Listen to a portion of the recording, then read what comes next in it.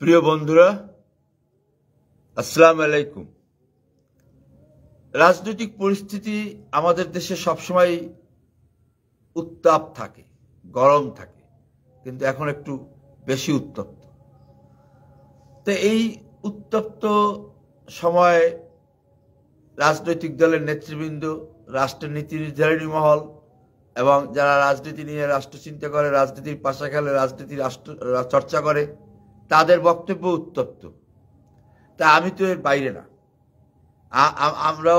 আমি উত্তপ্ত না হলেও মানে উদ্বেলিত। সবাই যখন উত্তপ্ত তখন আমি কিছুটা উদ্বেলিত। আজকে আমি যে বিষয়ে কথা বলবো সেই বিষয়টা একটু আমি ঝুঁকিপূর্ণ, তারপর আমি বলবো, কারণ আমি যা মনে করি আমি তা বলবো, প্রকাশ করবই। মানে মৃত্যুর চেয়ে তার বড় কোনো ঝুঁকি থাকতে পারে না। তো হয়তো মামলা টামলা হতে পারে, বা মব ভায়োলেন্স হতে পারে, একটা গন্ডগোল হতে পারে, তবে আশা করি হবে না। কারণ মহান আল্লাহ রাব্বুল আলামিন সত্য কথা বললে নাকি, তা আমি যা বলছি মোটামুটি সত্য। তবে রাজনৈতিক বক্তব্য সত্য না মিথ্যা সেটা আবার যাচাই বাছাই করা খুব কঠিন এবং কষ্টকর। তাই আমি আজকে আমার এই কথাগুলো আওয়ামী লীগের পক্ষে যাবে। কেন যাবে? সত্যের কারণে যাবে। শহীদুল ইসলাম রিপন, কামালে শালদার is watching, thank you very much. আজকে আমার কথাগুলা আমি দেখতে পাচ্ছি আওয়ামী লীগের পক্ষে যাচ্ছে রাষ্ট্র রাজনীতি, অতএব আমি তো আর উল্টা স্রোতে ভাসতে পারি না, কথা বলতে পারি না। তো কথাগুলি আমি এতদিন ভাবতাম, বা গতকাল পর্যন্ত ভেবেছি যে 1 বৎসরের উপর হয়ে গেল, কিন্তু আওয়ামী লীগ কোনো দিক ও নির্দেশনা দিতে পারলো না। আজকাল তো এটা সহজ যে আওয়ামী লীগের যে শীর্ষ নেতৃবৃন্দ বা আওয়ামী লীগ আছেন, বিপর্যয়, বিপর্যস্ত, বিপদ, ঘূর্ণিঝড় যতই থাকুক, তারা এতদিনের মধ্যে তাদের বিশাল কর্মী বাহিনী আছে। বিরোধী পক্ষরাও স্বীকার করে যে আওয়ামী লীগ একটি বড় দল, ঐতিহাসিক দল, তার রাজনৈতিক কর্মী বাহিনী আছে, ভোটার আছে 3 কোটি 4 কোটি। অতএব সেই দলটার নেতৃবৃন্দ গত 1 বছরে একটা দিক নির্দেশনা সাধারণ কর্মীদের উদ্দেশ্যে দিতে পারল না। অথচ কর্মীরা খুব নির্যাতনের মধ্যে আছে, ঘর ছাড়া, বিপদে আছে, এবং প্রাণ হাতের মুঠোয় নিয়ে চলাফেরা করছে, লুকিয়ে আছে, পালিয়ে আছে, আত্মীয় স্বজনের বাড়িতে আছে, কোনো জায়গায় নিরাপদ না। এটা তো সবাই জানেন না। তো প্রশ্ন হলো, সেই অভিযোগটা ছিল আমার আওয়ামী লীগের বিরুদ্ধে, যে কেন আওয়ামী লীগ একটা দিক নির্দেশনা দিতে পারল না এই বিপর্যস্ত রাজনৈতিক পরিস্থিতির মধ্যে। যেহেতু একটা রাজনৈতিক দল দীর্ঘদিন ক্ষমতায় ছিল এবং আমাদের মহান মুক্তিযুদ্ধে তারা নেতৃত্ব প্রদানকারী দল, এটা এখন আবার আগে যারা বিরোধিতা করত তারাও এখন আস্তে আস্তে স্বীকার করছে। তো সেটা অভিযোগটা ছিল, কিন্তু দেখলাম যে আওয়ামী লীগ নীরব থেকে তাদের পক্ষে যাচ্ছে, ধীরে ধীরে আওয়ামী লীগের পক্ষে যাচ্ছে সবকিছু।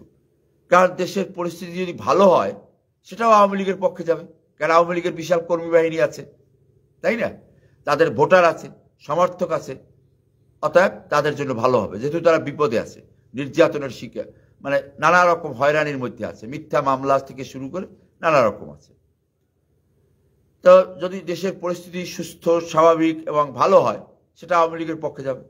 আর যদি দেশের পরিস্থিতি খারাপ হয়, মানে খারাপ তো হচ্ছে, গতকালকে যা হলো এবং আজকে নাকি আরো পরিস্থিতি খারাপ হবে, নেতৃবৃন্দ বলে, আমরা তো শুনি, বলি, আমরা তো আর কিছু জানি না, বুঝি না, বলি না। যদি দেশের পরিস্থিতি খারাপ হয় তাহলে আওয়ামী লীগের পক্ষে যাবে। কি কারণে? কারণটা হলো যে কিছু কিছু লোক ইদানিং বলে বেড়াচ্ছে যে এর চেয়ে আগেই ভালো ছিলাম, শেখ হাসিনাকেই দরকার, তাই না? আবার যারা শেখ হাসিনাকে বিদায় করলো, ক্ষমতাচ্যুত করলো, তারা সব কিছুর মধ্যে আওয়ামী লীগকে দেখতে পায়। আমরা ভিডিওতে দেখতে পাচ্ছি যে সেনাবাহিনী বা পোশাকে পরিহিত আইন শৃঙ্খলা বাহিনীর সাথে গন্ডগোল হচ্ছে, কিন্তু বলা হচ্ছে আওয়ামী লীগ, ছাত্রলীগ, আওয়ামী লীগের দোসর। আর একটা কি, আওয়ামী লীগের দোসর। আওয়ামী লীগের দোসরকে, রয়্যাল এজেন্টকে, বাংলাদেশের আমরা বাঙালিরা খুব মেধাবী, জানেন? যে এই যে কেজিবি গোয়েন্দা সংস্থা, গোয়েন্দা সংস্থা, আরো তো আছে মোসাদ, ISI, অনেক গোয়েন্দা সংস্থা আছে, সব রাষ্ট্রে থাকে, তো বাংলাদেশ ছাড়া আর কি, সব রাষ্ট্রে থাকে কিন্তু বাংলাদেশ ছাড়া। এই গোয়েন্দা সংস্থার চাইতেও ভয়ঙ্কর আমাদের সাধারণ মানুষের মেধা। কারণ আমরা যে কোনো কাউকে রয়ের এজেন্ট শনাক্ত করতে পারি। এই যে রয়ের এজেন্ট শনাক্ত করা, সিআইএর এজেন্ট শনাক্ত করা, মোসাদের এজেন্ট শনাক্ত করা, এই করতে করতে বাংলাদেশের 18 কোটি মানুষই কোনো না কোনো গোয়েন্দা সংস্থার সদস্য হয়ে গেছে, এবং এটা আমরা শনাক্ত করতে পারছি। এই এত মেধাবী আমরা। আওয়ামী লীগের দোষর, মানে আওয়ামী লীগের কাউকে মব ভায়োলেন্স করতে হলে, কাউকে ধরতে হলে আপনি আওয়ামী লীগের দোষর। কারা বলছে? যারা বঙ্গবন্ধুর সম্পর্কে এত বেশি বিশেষণ দিয়ে বক্তৃতা পৃথিবীর ইতিহাসে কেউ দেয় না, তারা বলছে। বঙ্গবন্ধুর পক্ষে বা আওয়ামী লীগের পক্ষে একটা কথা রাজনৈতিক আলোচনায় যাইতে পারে, কিন্তু তাতে সে আওয়ামী লীগের দোষর হয়ে যায়। আর যে লোকটা আওয়ামী লীগের দোষর বলছে সে লোকটা ছাত্রলীগ করত, হ্যাঁ, মুজিব সিনেমায় অভিনয় করত, ও করেছে, সে আওয়ামী লীগের দোষর হয়ে যায় না। তো এই যে পরিস্থিতির মধ্যে আমরা আছি, যে কোথায় কখন কাকে ট্যাগ দিতে হবে, কোথায় কখন কাকে কটূক্তি করতে হবে, মব ভায়োলেন্স করতে হবে, কখন আইন শৃঙ্খলা বাহিনী আসবে, কোন মব ভায়োলেন্সে আইন শৃঙ্খলা বাহিনী আসবে না, সব কিছু একটা রহস্যের বেড়া জালে থাক। Farhad Hossain Talukdar from Qatar, Sabuj Majumder is watching, thank you very much, সবাই ভালো থেকো। তো আমি যেটা বলছি সেটা হলো যে এই পরিস্থিতির মধ্যে আমরা আছি। এই হামলাটা কে করেছে, সামরিক বাহিনীর কোন কর্মকর্তা, তার ব্যাচ নাম্বার কত, তার কোন বেঙ্গলের, কোন রেজিমেন্টের, এটা কিন্তু ফ্রান্স আমেরিকা বসে শনাক্ত হয়ে যাচ্ছে। কি এই ভদ্রলোক, এই অফিসার অমুক সনে অমুক সময় শেখ হাসিনার সময় অমুক জায়গায় ছিল, এটি একটা কথা। বাংলাদেশে 16 বৎসরে, শেখ হাসিনার 16 বৎসরের শাসনামলে সবাই তো সব জায়গায় ছিল, এক একটা জায়গায় ছিল। এইভাবে চিহ্নিতকরণ করে একটা ফর্মুলা চলছে। প্রশ্নটা কি জানেন?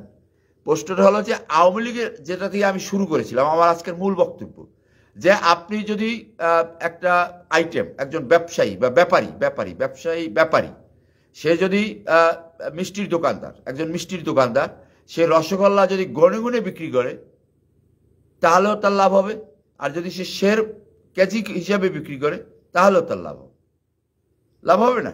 সে তো আর লস করে তার রসগোল্লা বা মিষ্টি বিক্রি করবে না, লাভ হবে। অর্থাৎ আওয়ামী লীগের একটা সুবিধাজনক জায়গায় এসে গেছে, যেটা আমি ভাবতাম যে 20 বছরে আসতে পারবে না, আওয়ামী লীগ 10 বছরে দাঁড়াতে পারবে না, সেইটা 5 বছরে দাঁড়াতে পারবে না, কিন্তু সেইটা ধীরে ধীরে কমে যাচ্ছে।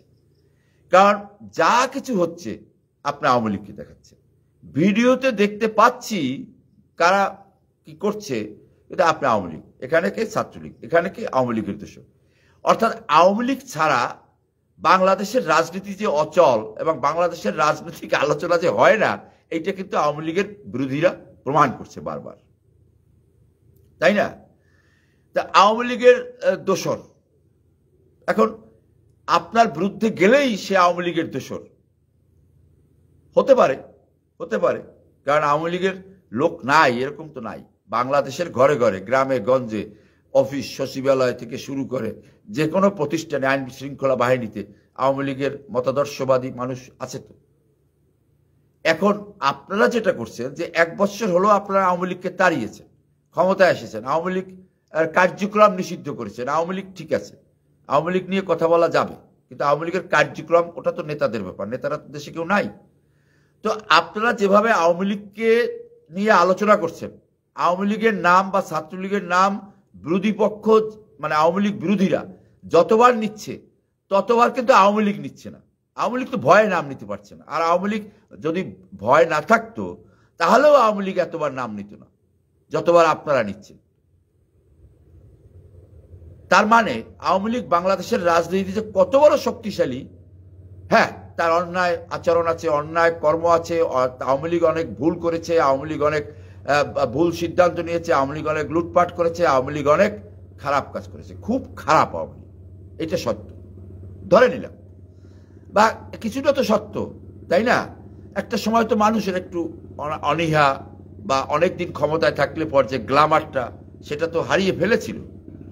কিন্তু আপনারা সেই গ্ল্যামারটাকে পুনরুদ্ধার করছেন, আওয়ামী লীগকে মেকআপ করাচ্ছেন, যেভাবে যে কোনো কিছুর সাথে আওয়ামী লীগকে জড়িত করার মানেই হলো আওয়ামী লীগকে পুনরুজ্জীবিত করা, আওয়ামী লীগকে শক্তিশালী করা, আওয়ামী লীগকে ফিরিয়ে দেয়া। এখন আজকের যে সমস্ত বক্তব্য যারা রাজনীতি করে, রাজনৈতিক দলের নেতা, বিশ্লেষক বা সাংবাদিক বৃন্দ এবং যারা উচ্চ পর্যায়ের লোক, উচ্চ মার্গের লোক, তারা যা বলছেন যে এই সপ্তাহে পরিস্থিতি খারাপের দিকে যাবে। তো খারাপের দিকে গেলে কি হতে পারে? তখন আমি ভাবলাম যে রাষ্ট্রের কি হবে সেটা পরে, সেটা রাষ্ট্র যারা পরিচালনা করে তারা দেখবে। আওয়ামী লীগের কি হতে পারে? আমি দেখলাম খারাপের দিক গেলে আওয়ামী লীগের ভালো হবে। আবার যদি রাষ্ট্রের পরিস্থিতি কালকে সকালে উঠে দেখেন ভালো হয়ে গেছে, তাহলে আওয়ামী লীগের জন্য ভালো হবে। অন্তত কর্মীগুলিতে স্বস্তির নিঃশ্বাস ফেলতে পারবে, বাড়িতে ঘুমাতে পারবে, খেতে পারবে, একটা কিছু ছোটখাটো একটু আইনের বিচার কায়েম হবে, এই তো মিথ্যা মামলা বন্ধ হবে। এটাই তো হওয়া উচিত, এটাই আমাদের সকলের কাম্য। তাহলে আওয়ামী লীগের রসগোল্লা আপনি কিনে বিক্রি করেন, গনে গনে বিক্রি করেন, আর 1 কেজিতে বিক্রি করেন, আওয়ামী লীগের লাভ হয়ে গেল। আর একটা কথা হলো যে অনেকে বলছেন যে ইউনূস সাহেব, ডক্টর ইউনূস সাহেব উনি দীর্ঘদিন ক্ষমতায় থাকতে চান, তাই এই বর্তমান আজকের বা আজকের 24 ঘন্টার যে রাজনৈতিক পরিস্থিতির অধঃপতন হইল বা বিশৃঙ্খলা সৃষ্টি হইল, এইটা তিনি করছেন যাতে দীর্ঘদিন থাকতে চান। আর একটা গ্রুপ বলছেন যে না, নির্বাচনটা যাতে না হয় বানচাল করতে চান, নির্বাচন না হলে তো উনি থাকতে পারবেন। অর্থাৎ অর্থ একই দাঁড়ায়, নির্বাচন বানচাল করা বা ডক্টর ইউনূস সাহেবের ইচ্ছা তিনি ক্ষমতায় থাকতে চান। ভালো কথা, যদি ডক্টর নির্বাচন বানচাল হয় তাহলে তো আওয়ামী লীগের লাভ, কারণ নির্বাচনে তো আওয়ামী লীগ আসতে পারবে না। যদি আওয়ামী লীগকে আসতে বলেও তারপরে তো আসবে না, সেই পরিস্থিতি পরিবেশ তো নাই। অতএব নির্বাচন যদি না হয় তাতেও আওয়ামী লীগের লাভ, আর নির্বাচন যদি হয় এবং সুষ্ঠু স্বাভাবিক রাজনৈতিক প্রক্রিয়ায় বাংলাদেশ ফিরে আসে তাতেও আওয়ামী লীগের লাভ। এখন দেখেন, শেরেবাংলা একটা কথা বলতেন, আমি আবার শেরেবাংলার দেশের লোক, ওই কাছাকাছি বাড়ি আর কি। তো শেরেবাংলা বলতেন যে আমার যারা শত্রু তাদেরকে নিয়ে আমি ভাবি না, কারণ তারা আমার ছোট্ট শত্রু, ক্ষুদ্র শত্রু, তাদেরকে নিয়ে আমার ভাবার সময় নেই। কিন্তু আমার বড় শত্রুকে নিয়ে আমি ভাবি। তো বড় শত্রুটাকে বলছে আমার জিহ্বা, এই যে জিহ্বা, এইটার কথা বলছে যে এইটা আমার বড় শত্রু, কারণ এই জিহ্বা দিয়া কথা বলি, এই জিহ্বা, এই কথা বলা, এইটাই যে ক্ষতি করে আমার, তা ওই সমস্ত শত্রুরা কিছুই করতে পারে না। তাহলে আজকে যারা অ্যান্টি আওয়ামী লীগ বা আওয়ামী লীগ ফ্যাসিস্ট কি বলছেন, বা আওয়ামী লীগ একদম খারাপ একটা রাজনৈতিক দল, কিন্তু তাদেরকে নিয়ে 1 বছর যাবৎ যে কথার কচকচানি, কপকপানি বা কথার বকবকানি করছেন, তাতে আমার কাছে ওটাই মনে হচ্ছে যে আওয়ামী লীগ খুব শক্তিশালী। মানে আপনাদের জিহ্বা কন্ট্রোল করতে হবে। আপনাদের পোশাকের পরিবর্তন হয়েছে, আপনাদের খাবার দাবারের পরিবর্তন হয়েছে, ডাইনিং টেবিলের চেহারা পাল্টে গেছে, কারণ আর্থিকভাবে লাভবান হচ্ছেন, কিন্তু আপনাদের জিহ্বা কন্ট্রোল করতে পারেন না, কারণ আপনাদের তো কোনো রাজনৈতিক উদ্দেশ্য ছিল না। আপনাদের এই বাঙালি জাতির, এই বাঙালির, এই বাংলাদেশের এই স্বাধীন সার্বভৌম লাল সবুজের পতাকা, এই দেশ, মা মাটি, মানুষের বাংলাদেশকে নিয়ে আপনাদের তো কোনো নতুন পরিকল্পনা ছিল না। পরিকল্পনা ছিল সেখানে চীনাকে উচ্ছেদ করেছেন।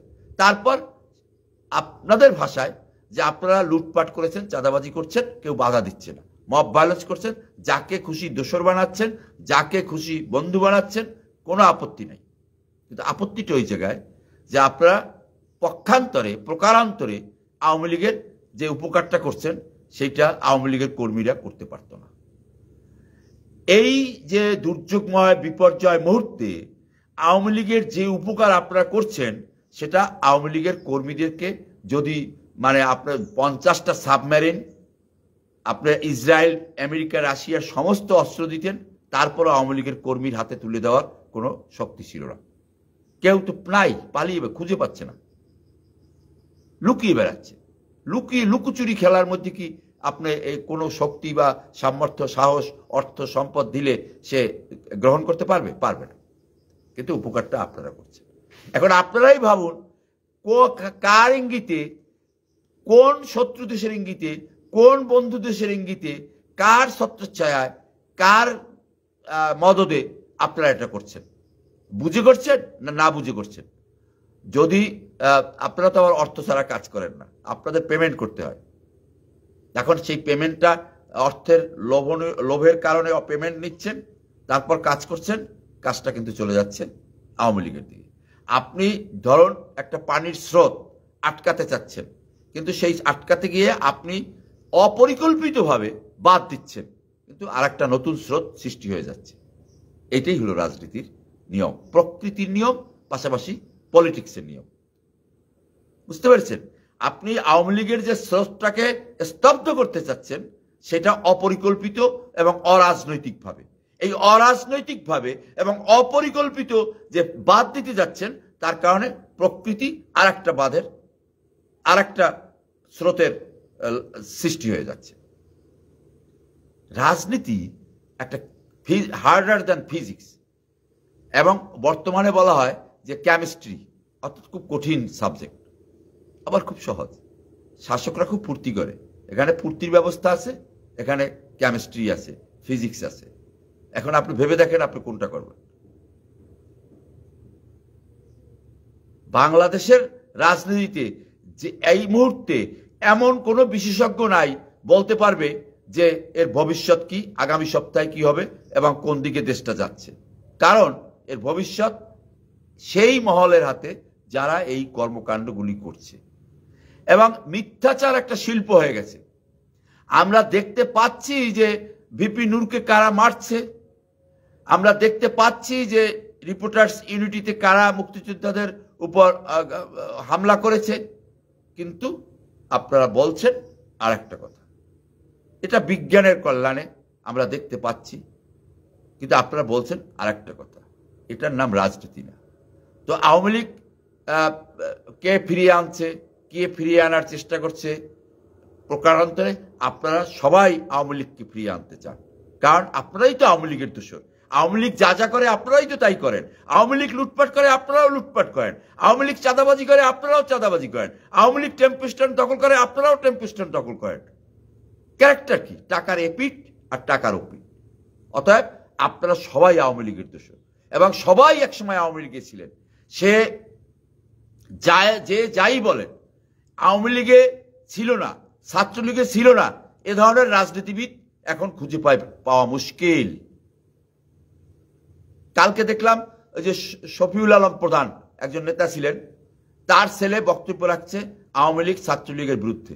তখন আমি ভাবলাম যে এই ছেলেটার বাবাই একদিন ছাত্রলীগের সভাপতি ছিল, এই ছেলেটার বাবাই শফিউল আলম প্রধান ছাত্রলীগের সভাপতি ছিল, এবং সেভেন মার্ডার সূর্য সেন হল তার সাথে জড়িত ছিল। তারপর আওয়ামী লীগ ছাত্রলীগ থেকে বহিষ্কার হয়েছিল। অতএব মনে রাখবেন যে আওয়ামী লীগ করে নাই এরকম। আপনি মনে করেন কতজন ছাত্রলীগের সভাপতি সেক্রেটারি আছে যারা আওয়ামী লীগ করে, বিএনপি করে? আপনি কাউন্ট করে দেখেছেন?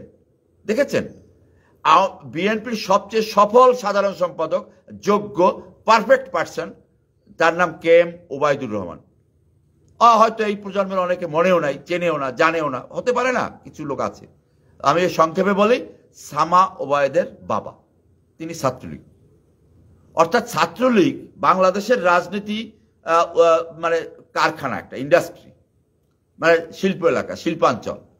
মানে আমি বোঝাতে পারছি যে ছাত্রলীগ হলো বাংলাদেশের এইটা বাস্তবতা।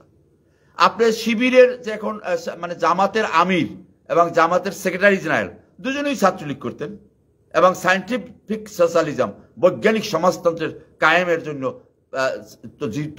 যৌবনের একটা ভালো সময় ব্যয় করেছে। অতএব আমাদেরকে বুঝতে হবে যে আওয়ামী লীগের উপকার, মানে আমার শেরে বাংলার সেই বিখ্যাত উক্তিটা দিয়েই আমি শেষ করতে চাই যে শত্রুদেরকে আমি ভয় পাই না, কিন্তু আমার সবচেয়ে বড় শত্রু আমার সাথে, সেটা আমার জিহ্বা। এবং আওয়ামী লীগের ক্যারেক্টারটাই কিন্তু আজকে মানুষ দেখতে পাচ্ছে আরো ভয়ঙ্কর রূপে, এবং বলছে সাধারণ মানুষ, একজন দরিদ্র মহিলা, সে বলছে আগেই ভালো ছিলাম, ভাতা পাইতাম, এটা পাইতাম, সেইটা পাইতাম, বুঝে বলুক না বুঝে বলুক।